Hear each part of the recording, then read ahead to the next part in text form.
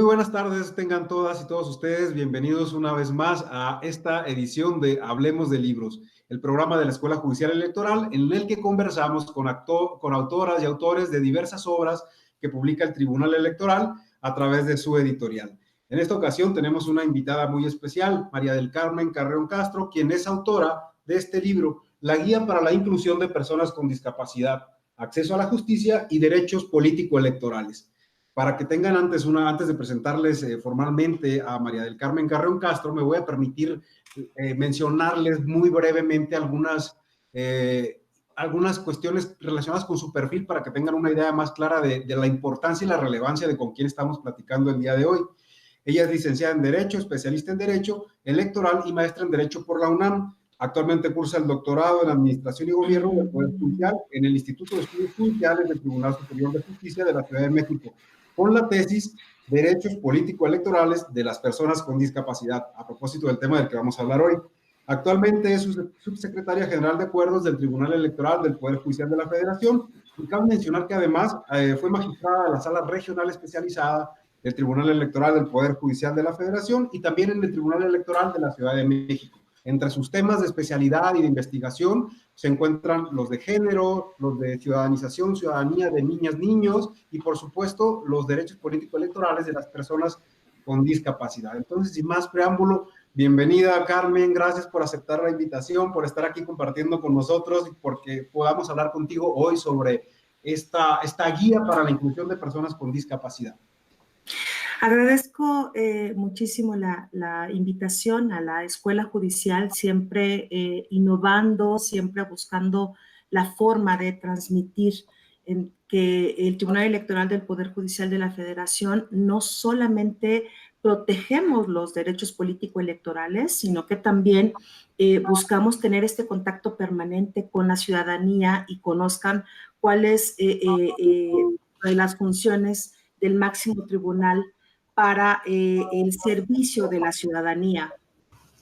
Gracias, Luis Jaime, por esta oportunidad de platicar de la guía práctica para la inclusión de personas con discapacidad, acceso a la justicia y derechos político-electorales, porque se tiene la oportunidad de platicar de esta herramienta que se hace para el servicio de las asociaciones y sociedades de personas con discapacidad en el conocimiento de sus derechos político-electorales y poder transmitir que puedes ejercer los derechos una vez que los conoces. Y normalmente se ha buscado que las personas con discapacidad ejerzan el derecho al voto. Y no, debemos también de que se promueva que puedan conocer los demás derechos político-electorales y ante quién poder hacerlo. Es por ello que también se piensa que se realice para las autoridades electorales en el momento de que se conozca de un asunto que esté involucrado una persona con discapacidad. Carmen, si te parece bien, me gustaría hacer un ejercicio contigo. En lugar de comenzar, digamos, por el principio de la obra, detallando como qué viene primero, por dónde arranca y por dónde termina, hay un apartado que me llama mucho la atención y que es justamente el final de la obra, que es el apartado sobre el lenguaje incluyente, ¿no? Y esto lo considero muy importante, ¿por qué? Porque todas las personas estamos involucradas con el lenguaje, o sea, todos nos comunicamos, necesitamos del lenguaje para entendernos, para hacernos saber, para conocer algo, ¿no? Y justamente en la guía encontramos hacia el final del apartado un apartado, justamente un capítulo sobre el lenguaje incluyente. Y creo que es muy relevante empezar por aquí para empezar a entender una cosa muy importante. O sea, ¿de qué hablamos cuando hablamos de discapacidad? Porque simplemente para empezar en un cuadro que viene en el libro que es súper interesante, hablamos del lenguaje, de la discapacidad y de cómo también el lenguaje puede contribuir a veces a estigmatizar a las personas y demás. Y, por ejemplo, tú mencionas acá que hay diminutivos como el de cieguito, cojito, renguito, sordito, loquito, enanito, mongolito o enanita, en fin, como y que se utiliza de manera muy común en el lenguaje coloquial, porque a veces decimos personas especiales por no hablar de persona discapacitada, por ejemplo, ¿no? Entonces, si te parece bien y tomando como pretexto este apartado de cierre en el libro, pues me gustaría que nos contaras un poco, pues, de qué hablamos para empezar cuando hablamos de discapacidad. Gracias. Pues mira, el poder transmitir a través de estos apartados, como lo comentas, el por qué decimos una guía, porque está realizada con este lenguaje sencillo, un lenguaje no técnico que no deja de ser estructurado, basándonos en la normatividad, basándonos en la Convención de los Derechos de las Personas con Discapacidad de la ONU, en donde México lo ratifica en el 2008. Y consideramos que para hablar de las cosas siempre lo hablamos de una manera correcta. Y aquí estamos hablando de personas que históricamente han sido estigmatizadas y que incluso en donde buscamos fomentar esta inclusión dentro de un modelo social y apartándonos de un modelo médico rehabilitador en donde decimos que la discapacidad no se va a curar. Es una condición con la cual naces o una condición que adquieres y por ende se te tiene que llamar como lo que eres, una persona. Entonces, cuando no sabes cómo a veces interactuar con otra persona, tiendes a ponerle diminutivos, a ponerle apodos, a ponerle basándote en el estereotipo físico o en algo que ante la ignorancia buscas ponerle un sobrenombre.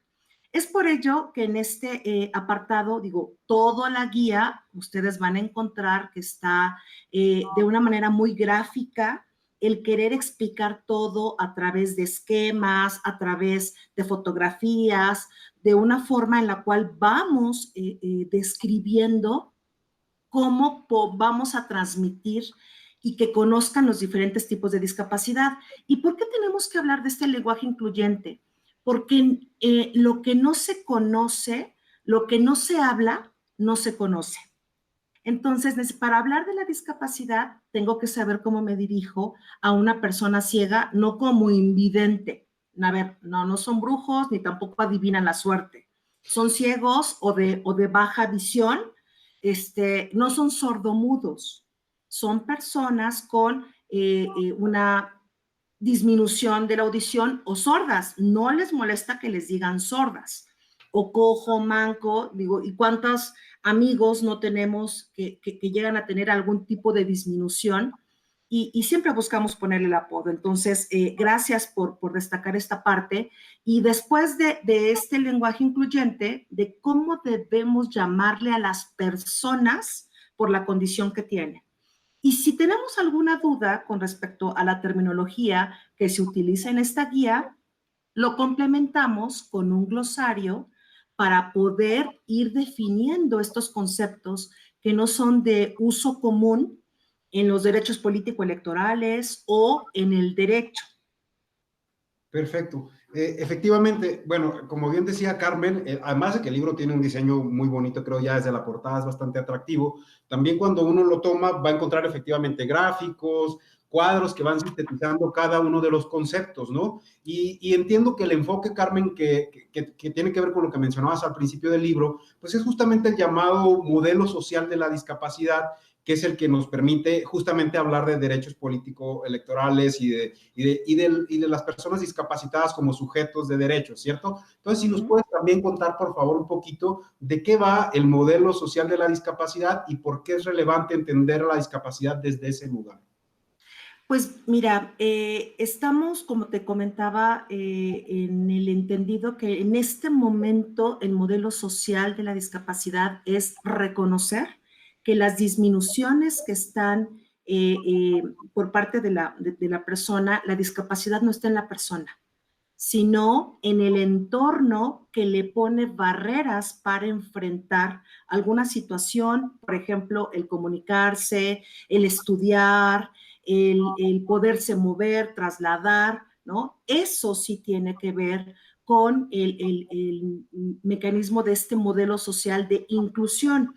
en donde te voy a hacer estas medidas necesarias de inclusión, medidas de nivelación, acciones afirmativas, y esto es muy importante que lo van a poder encontrar en esta guía, qué es cada una de estas, por cuanto hace a las medidas de nivelación, en donde las autoridades, las personas, tenemos que hacer estos ajustes razonables con relación a la accesibilidad.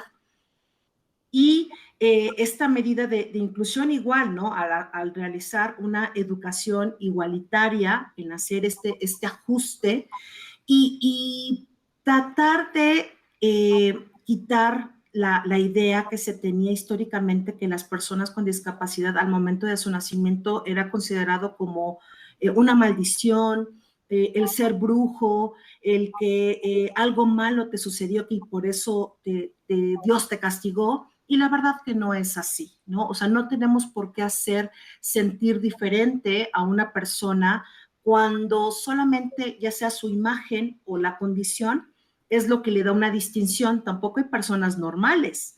Es también como decir que una persona tiene el cabello rojo y también se les llegó a estigmatizar, ¿no? De las pobres mamás veían que pellizcaban al amigo como si fuera de buena suerte al ver a una persona pelirroja. Es lo mismo, ¿no? Entonces, el cómo la autoridad, al momento de que está resolviendo una situación que involucra a una persona con discapacidad y juzga con esta perspectiva, con esta visión de derechos humanos, aplica estas medidas necesarias de nivelación, ya sea acciones afirmativas o como medida de inclusión. Esto lo podemos ver ejemplificado en las sentencias que emite el Tribunal Electoral del Poder Judicial de la Federación. Importante es que empecemos a ver la discapacidad desde esta óptica, ¿no? Porque al final aplica aquel dicho que dice que no vemos las cosas como son, vemos las cosas como somos también. Entonces, si entendemos a la discapacidad desde esta óptica de las barreras que la misma sociedad va construyendo y que provocan ciertas dificultades, pues justamente por eso son barreras, ¿no? A las personas para desarrollarse plenamente, pues vamos a accionar también desde el ámbito público de otra manera para facilitar condiciones para que estas personas puedan ejercer los derechos político-electorales. Y entonces aprovecho esta idea también para retomar algo que tú mencionabas al principio, ¿no? De que generalmente cuando pensamos en el ejercicio de los derechos político-electorales de las personas con discapacidad, nos solemos limitar a la idea de que puedan votar. Y a veces ser votados ya nos estamos viendo un poco progres, ¿no? Porque pensamos que también pueden ser votados. Entonces, si pudieras abundarnos un poco, que esto lo podemos encontrar también en el libro, pues un poquito más sobre cuál es el abanico, digamos, de derechos político-electorales que a los que tienen barreras las personas con discapacidad para poder ejercerlos de manera plena y efectiva. Gracias. Pues bueno, primero, como te comentaba en un inicio, al estar redactado de una manera tan sencilla, es que la ciudadanía pueda conocer los conceptos de lo que se entiende como los diferentes tipos de discapacidad, basándonos en lo que prevé la Convención de los Derechos de las Personas con Discapacidad. Y decir que la discapacidad motriz, ya sea de nacimiento o adquirida, la discapacidad visual o la sensorial, que engloba la visual y la auditiva, la discapacidad mental o la discapacidad intelectual. Es muy importante el poder identificar conceptualmente cuándo se da cada una de estas, porque incluso no solamente puede ser una, sino que también puede haber una discapacidad múltiple. ¿Qué es esto? Que vaya una o más en una misma persona y por ende, ¿cómo me voy a comunicar con una persona sordociega? ¿Cómo le haría? Híjole, pues bueno, ya sea a través de las personas que la rodean o de las personas que conozcan ese lenguaje para poder conocer lo más importante que es su voluntad y que no se ponga en tela de juicio su capacidad para decidir. Por ejemplo, con las personas sordas, la situación que les impide tener una comunicación directa con el común denominador de las personas es el lenguaje. Y por ende necesitan de una persona para que les ayude a comunicar su lengua materna, que es la lengua de señas, en este caso mexicana, y eso les permite transmitir el tema de su voluntad y no se les haga ver que tienen algún otro tipo de discapacidad o que no pueden comprender la situación. Entonces, las barreras que identificamos en los derechos político-electorales es que las personas con discapacidad, en el momento de ejercer el voto, se trabajó en el 2018 con el Instituto Nacional Electoral para identificar parte de estas barreras en el ejercicio de el día D, en el momento de la jornada electoral, y llega a darse que las casillas deben de estar en lugares accesibles, que su credencial para votar sea expedida en tiempo y forma para todas las personas, incluso todavía está en esta dinámica de saber si la credencial para votar podía tener algún ajuste para las personas ciegas y que fuera en braille, para que pudiera identificar que al momento de identificarse, sepa que le van a devolver su credencial para votar y puede identificarla al ser en braille. Y no se la sustituyan o se la cambien por otra que puede ser de otra persona, por supuesto. O de otra persona o del Seguro Social, por ejemplo. O quién sabe, le cambian la tarjeta y se quedan con la credencial o X. Entonces, todavía está en ese dilema si la credencial para votar puede también tener algún tipo de ajuste para que identifique la condición de la persona y que incluso también se pueda identificando. A raíz de que empezamos a manejar todos estos temas en los derechos político-electorales, se empieza a generar una estadística de poder identificar en dónde están, cómo están, en qué parte de la Ciudad de México hay más personas con discapacidad, por ejemplo. Ahorita te podría decir que es en la Gustavo Amadero, en la alcaldía Gustavo Amadero, o en Iztapalapa, pero esto te lo da para generar políticas públicas y tenemos que irnos identificando para que la autoridad pueda implementar estos ajustes e incluso aplicar la universalidad para la creación de políticas públicas. Entonces, es importante que tú conozcas cómo se comporta cada tipo de discapacidad para poder realmente dar una atención y hacer valer algo muy importante de la convención. Lo de nada de nosotros sin nosotros. No podemos hablar de libros, actividades, educación, de lo que uno cree que necesita la persona con discapacidad, sino que esto fue realizado derivado de entrevistas, derivado de una actividad que el Tribunal Electoral del Poder Judicial de la Federación trabaja con la sociedad civil, con los diferentes tipos de asociaciones de personas con discapacidad, para poder conocer ante qué barreras se enfrentaban y la autoridad también se prepare para conocer los diferentes tipos de condiciones. Digo, créanme que el Tribunal Electoral ha sido un tribunal de vanguardia en las sentencias que ha emitido en el acceso a la justicia de personas con discapacidad, de indígenas, de personas que tienen algún otro tipo de condición. Claro, iba justo a mencionar que uno de los grandes valores agregados que el libro ya tiene per se, además de la relevancia del tema que abarca, pues es que también los datos que se aportan, parte del análisis del que se realiza, está basado justamente en datos proporcionados, pues, como tú decías, con entrevistas. Entiendo que hubo también unos grupos focales o mesas de trabajo, más bien, con base en los que se obtuvieron diversas información justamente sobre estas barreras que enfrentan las personas con discapacidad para hacer valer o para hacer efectivos sus derechos político-electorales, ¿no? Que por supuesto no se reduce a la emisión del voto. Entonces, si pudieras ampliarnos también, ¿qué otros derechos político-electorales, por ejemplo, el de asociación o el de afiliación?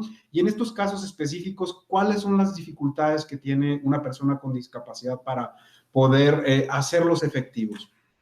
Pues mira, el de ser votado ¿no? Creo que son de los más importantes que considero, porque en la forma en que las personas con discapacidad se vayan empoderando y ocupando lugares de representación, esto va a hacer que también luchen como parte de un colectivo por los derechos de las personas que tienen el mismo tipo de condición.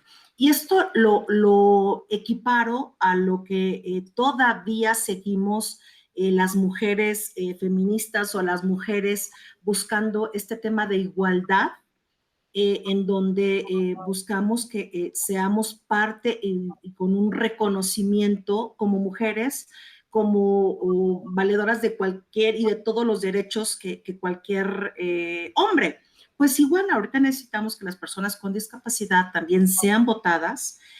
Actualmente, pues bueno, el Tribunal Electoral del Poder Judicial de la Federación eh, eh, emite una sentencia importante a finales del año pasado a cargo de la ponencia de la magistrada Mónica Soto, en donde conmina al Instituto Nacional Electoral para que establezca ajustes razonables en establecer lineamientos para que también los partidos políticos o coaliciones postulen a personas con discapacidad y personas con discapacidad, a afrodescendientes, indígenas, o sea, englobando los grupos minoritarios, pero que también necesitan estar representados en los cargos de elección popular. Entonces, va a ser muy importante el poder evaluar después del proceso electoral cómo nos fue Claro. con relación a este ajuste y ver si efectivamente hubo una participación. En 2018 hubo cerca de menos del 1% de candidatos a cargos de elección popular, solamente un diputado federal ciego fue electo, una persona de talla baja, suplente de la presidenta de la Comisión de Grupos Vulnerables de la Cámara de Diputados, también fue electa. O sea, como que hay casos aislados, pero bueno, se empieza a visibilizar la importancia de que formen parte de los órganos o de la representación para que luche por estos derechos. Y el derecho de asociación es sumamente importante porque casi los partidos políticos buscan desgregar, ¿no? O hacer como diría la canción de Chicoche, ¿no? Las niñas con las niñas, los niños con los nenes. ¿Y qué es lo que hacen los partidos políticos, no? Que quieres dedicar, mujer, quieres dedicarte a la política, vete a la parte de mujeres, a la parte de jóvenes, a la parte de adultos mayores, de personas con discapacidad. Y no, la igualdad implica que todos los ciudadanos dentro de un partido político nos conozcamos, reconozcamos y veamos nuestras fortalezas, ¿no? Entonces, pues ojalá se hagan estos ajustes. Yo creo que acabas de mencionar varios temas bien interesantes, ¿no? Por un lado, el rol que ha jugado el Tribunal Electoral con sus sentencias para avanzar a destruir todas estas formas de discriminación que existen en el ejercicio de los derechos políticos, por un lado, ¿no? Después, el porcentaje de representación que las personas con discapacidad tienen. Si mal no recuerdo, la cifra del INEGI del último censo nos decía que hay más de 7 millones de personas en México con discapacidad. Correcto. Entonces, evidentemente eso es mucho más que el 1%, es como cerca del 6.5, casi 7% de la población del país. Entonces, y la representación que vemos en los órganos, en cualquier cargo de elección popular, o ya ni siquiera cargo, más bien en las candidaturas, pues es bajísima, ¿no? De algún modo tú ya nos decías una barrera, ¿no? Que es esta ideología que existe a veces en los partidos de segregar, de discriminar y en consecuencia de seguir reproduciendo formas discriminatorias contra mujeres o contra grupos vulnerables, y si encima hay una discapacidad de por medio, pues es otro factor más de discriminación. En ese sentido te preguntaría, ¿cuáles son todavía como los grandes desafíos que tenemos en este país para que la ciudadanía acepte con mayor facilidad candidatas, candidatos, independientemente de su condición física o de discapacidad? ¿Cómo, perdón? independientemente de su condición física o discapacidad. Te parece que todavía tenemos como factores culturales muy arraigados que nos permiten aceptar que una persona con discapacidad pueda ejercer un cargo, inclusive simplemente tener el derecho de luchar por él, ¿no? Sí, sí, sí, sí, sí, sin lugar a equivocarme, creo que de las barreras más importantes que tenemos que vencer es la barrera cultural, porque esta está llena de estereotipos, está llena de cómo me ven, me juzgan o me tratan, y esto no solamente ha venido heredado, ¿no? Y se sigue transmitiendo. Entonces, ahorita que estamos con esta visión desde el 2011, que México le da un poder muy importante al tema de los derechos humanos y algo que para mí es vital, la dignidad de la persona. Tenemos que pensar en este tema de la dignidad para poder identificar realmente qué es lo que le duele al momento de que estamos resolviendo. Y es eso algo que como juzgador analizas en esta forma de juzgar a la altura de los nuevos paradigmas de enfoque de derechos humanos. Y en la medida en que a través de nuestras sentencias vayamos quitándole estas barreras y que puedan incidir en las políticas públicas, en el aspecto cultural, para que la sociedad vaya ajustándonos a vernos como lo que somos, personas, más allá de tu origen, de tu aspecto de color de piel, de si eres hombre, si eres mujer, si eres trans, ¿no? Y ahorita incluso ya está siendo objeto de análisis por parte del Tribunal Electoral, ya casos de asuntos de personas trans, ¿no? Que también tienen derechos. Y bueno, más allá de que Y sean también tienen dificultades a la hora de hacerlos valer, ¿no? sin lugar a dudas, ¿no? También se enfrentan con estas barreras culturales que tanto duelen a la dignidad humana y sin lugar, digo, también sin dejar de ver estos barreras laborales, ¿no? Que, pues, porque piensas que al tener una discapacidad auditiva, pues, ¿de qué te voy a poner a trabajar? O si tienes una discapacidad motriz, ¿cómo te vas a mover para el trabajo? O sea, no vemos el cómo sí puedo contratarte, el cómo sí puedo hacer que te eduques, cómo sí puedo generarte condiciones para que como cualquier otra persona puedas hacer valer todos los derechos como el común denominador.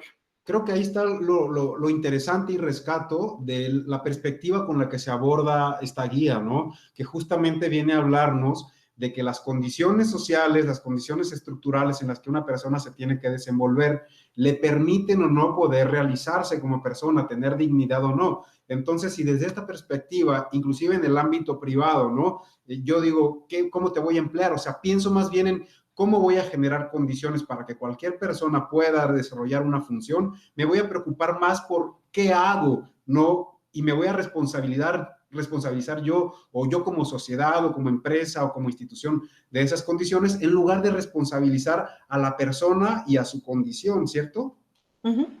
Exactamente, exactamente.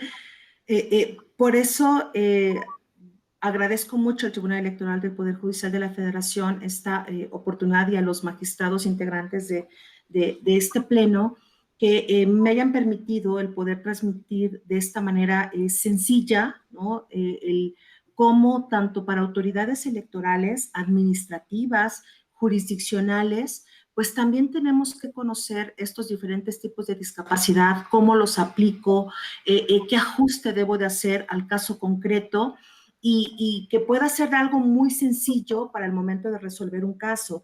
Y también esta guía puede servir para crear políticas públicas para el momento en que se organizan los procesos selectivos, considerar qué ajustes debería de contemplar para que sean de fácil acceso todo lo que tenga que ver con la organización electoral.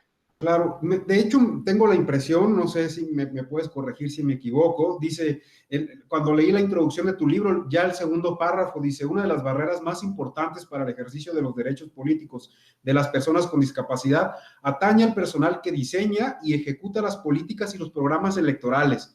Entonces aquí evidentemente estamos hablando sí de autoridades administrativas y más adelante en la misma introducción pues se habla también de la necesidad del acceso a la justicia de las personas con discapacidad. Entonces entiendo que ya de entrada estás pensando en el desafío que enfrentan las autoridades públicas del ámbito administrativo y judicial para hacer pues justamente que haya un acceso a la justicia de los derechos políticos electorales de personas con discapacidad. Exacto, exacto. Digo, gracias por visualizar y por conocer lo que buscamos transmitir con esta guía práctica, gráfica, de fácil acceso y que despierte el interés de la ciudadanía y de las autoridades en conocer una condición que, como ahorita bien lo mencionaste, casi 8 millones de personas de nuestro país viven y sufren y se enfrentan a diario con estas barreras. Exactamente. Bueno, para ir finalizando, Carmen, pues lo que yo diría es que voy a insistir en una cosa, ¿no? Que el libro es de muy fácil acceso, que además de estar en versión impresa, cualquier persona tiene ahorita acceso a la versión electrónica en PDF que puede ser descargado de la página del Tribunal Electoral, en la editorial del Tribunal Electoral. Ustedes acceden y pueden descargar gratis este libro y revisarlo, por supuesto, acceder a la guía. Creo que en cuanto a sus contenidos es bastante claro. Si uno es básicamente desconoce el tema y quiere tener como una aproximación a él y conocer de manera rigurosa pues las definiciones, los conceptos, también súper importante, ¿no? Saber cómo de ahora en adelante vamos a dirigirnos a una persona con discapacidad, o sea, dejar de decir cieguito, mudito, porque empequeñecemos a las personas y eso es algo que uno puede entender muy fácilmente una vez que ha leído el libro. Eh, Correcto. Carmen, no sé si a ti te gustaría agregar algo, comentar alguna cuestión final sobre por qué deberíamos de aproximarnos todos a este libro. Gracias. Pues bueno, como bien lo comentas, vamos a conocer cómo se van enfrentando las personas con discapacidad a los diferentes tipos de barreras, de los diferentes tipos, ¿no? Ya sea motriz, sensorial, intelectual, y mental. Y con ejemplos muy prácticos vas a poder identificar y distinguir los diferentes tipos de discapacidad para poder identificar si lo que debo de hacer es una medida de nivelación o una acción afirmativa para no afectar los derechos político-electorales y también para que la ciudadanía conozca a qué tiene derecho, no solamente a votar o ser votado, sino que también puede ser observador electoral, puede ser autoridades electorales, y aquí de una manera muy sencilla y práctica te vamos orientando, además de con qué autoridades te puedes acercar y puedes tener un poco más de información. Para mí fue muy importante el haber trabajado de la mano con las asociaciones y sociedades de personas con discapacidad y para personas con discapacidad, porque es una forma en que las autoridades nos vamos capacitando con el conocimiento de quienes viven la condición y hacer efectiva el lema de la condición, digo, de la convención, de nada de nosotros sin nosotros, ¿no? Y que créanme que es un libro novedoso, no hay otro en su tipo, y aun y cuando en otros países se lleven a cabo estos procesos selectivos ya de personas con discapacidad, les puedo decir que en cuestión bibliográfica no hay otro libro que tenga estas características. Muy bien, estoy segurísimo de eso, Carmen. Y a mí, sinceramente, te agradezco porque la verdad que no soy un conocedor del tema, pero al haberme acercado a tu libro pude hacer un recorrido histórico, por ejemplo, de cómo hemos ido concibiendo en distintas etapas de la historia humana a la discapacidad, ¿no? Justamente como tú decías al principio, de considerarla como una maldición, un castigo de Dios, a llegar a un momento en el que la vemos desde una perspectiva más completa, más compleja, considerando la estructura social en la que nos desenvolvemos, sin duda ayuda a la comprensión del fenómeno desde otro lugar, ¿no? Entonces, para ti que nos estás viendo ahorita, no importa si conoces o no conoces el tema, si no conoces el tema, de verdad, con mayor razón, acércate al libro. O sea, esto es para desde cualquier ciudadano o ciudadana interesado en el tema, va a entender de qué va la discapacidad y por qué es importante crear políticas públicas que faciliten el acceso